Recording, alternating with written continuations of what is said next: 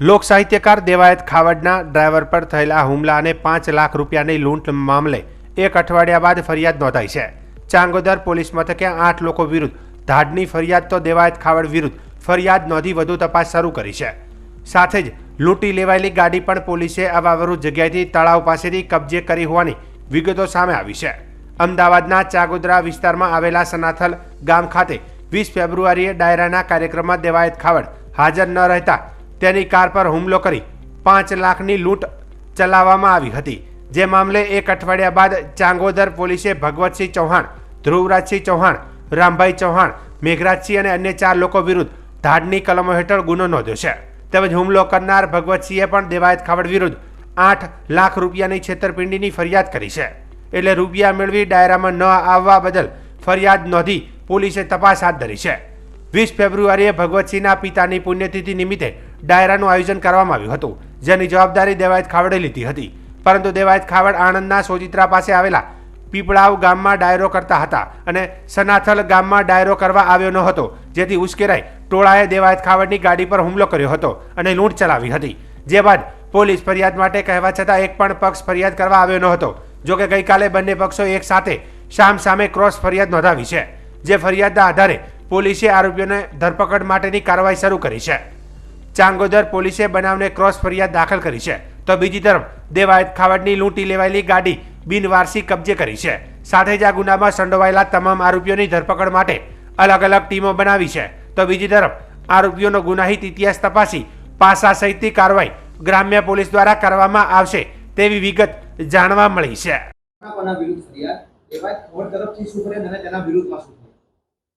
Changodar police સ્ટેશનના સનાથલ ગામ વિસ્તારમાં ગત તારીખ 21/2/2025ના રોજ એક બનાવ બનેલો છે।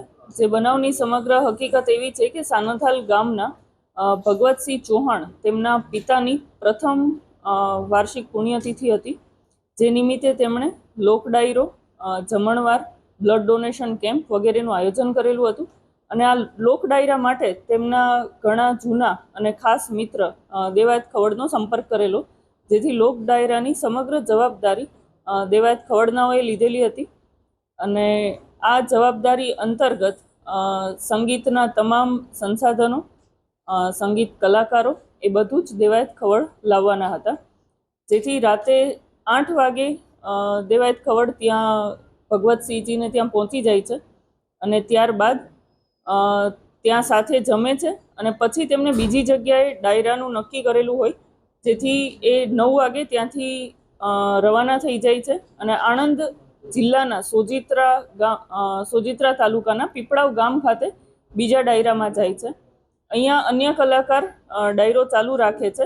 1:30 વાગ્યા સુધી તે પરત નહીં આવતા અહીંયા તેમની જે સિલ્વર કલરની સ્કોર્પિયો ગાડી અને તેમાં તેમના જે ડ્રાઈવર છે હરેશભાઈ ઉર્ફે કાનાભાઈ, તે અહીંયા ડાયરા ખાતે રોકાયેલ હતા।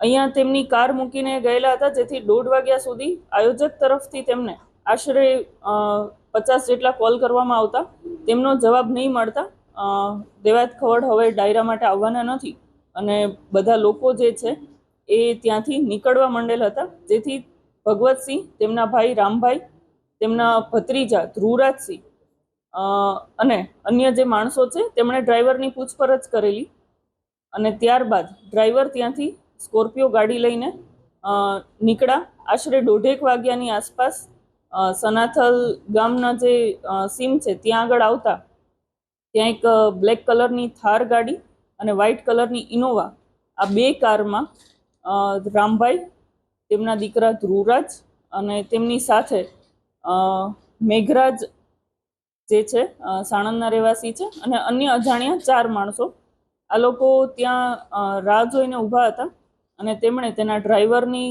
કાર રોકીને સૌપ્રથમ તો મેઘરાજ ગાડીનો જે કાચ છે એ તોડી નાખેલો હતો અને ત્યારબાદ તેને જાનથી મારી નાખવાની ધમકી આપી ગાડીની સાથે ગાડીમાં જે 5 લાખ રૂપિયા પડ્યા હતા તે, એક હાર્મોનિયમ, ચશ્મા, એરપોર્ટ્સ અને એક એપલ કંપનીનો ફોન જે છે તેની લૂંટ કરીને ત્યાંથી નીકળી ગયેલ હતા।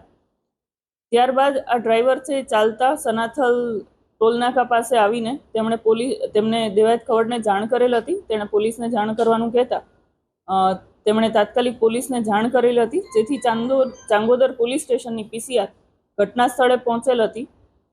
તેમણે ડ્રાઈવરને સાથે લઈને સમગ્ર બનાવની જે જગ્યા છે તેની ચકાસણી કરેલ હતી, બનાવની વિગતે ચકાસણી કરેલ હતી.